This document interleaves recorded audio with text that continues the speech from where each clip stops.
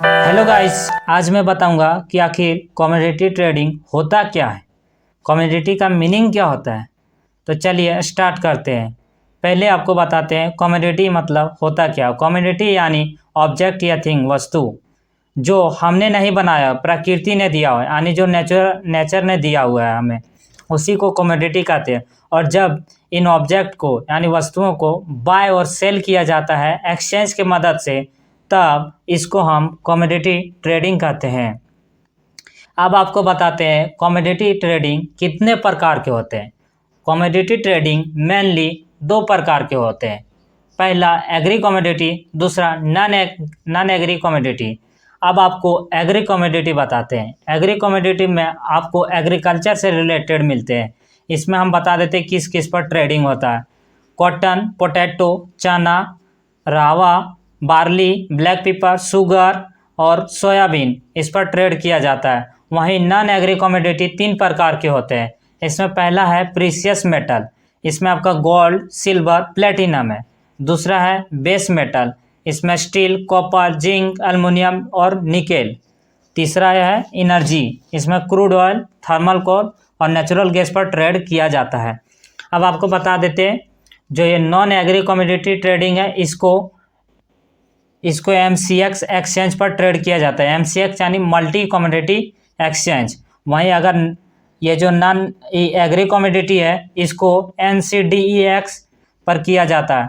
इसका full form बता दें, national commodity and derivative exchange.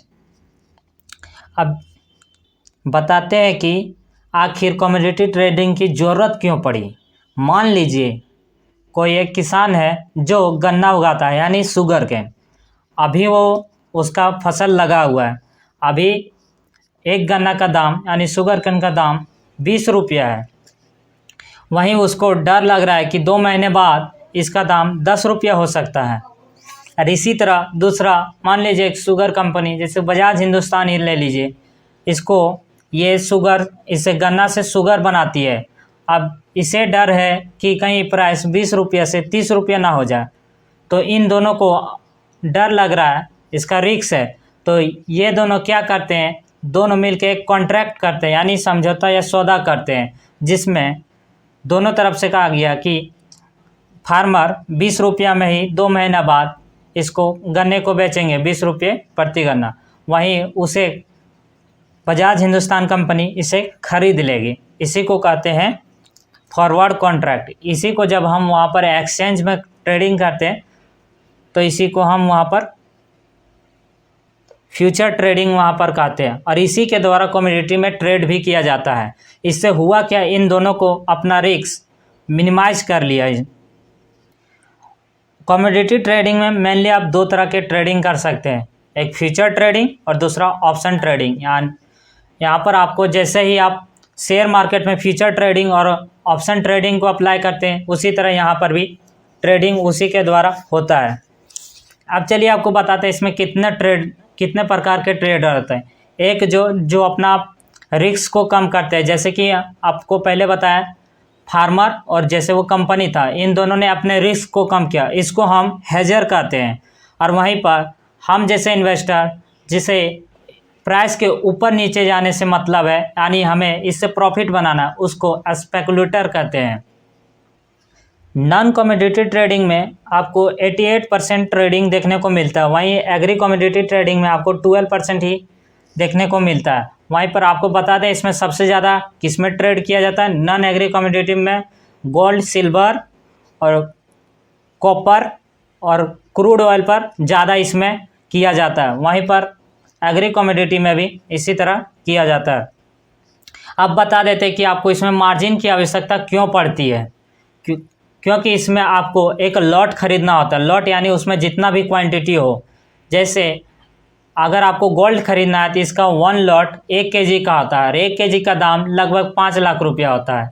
इसी तरह अगर आप क्रूड ऑयल को ले लें, क्रूड ऑयल में आपको 100 बैरल खरीदना पड़ता है, जिसका भी दाम लगभग 5 लाख रुपया हो जाता है।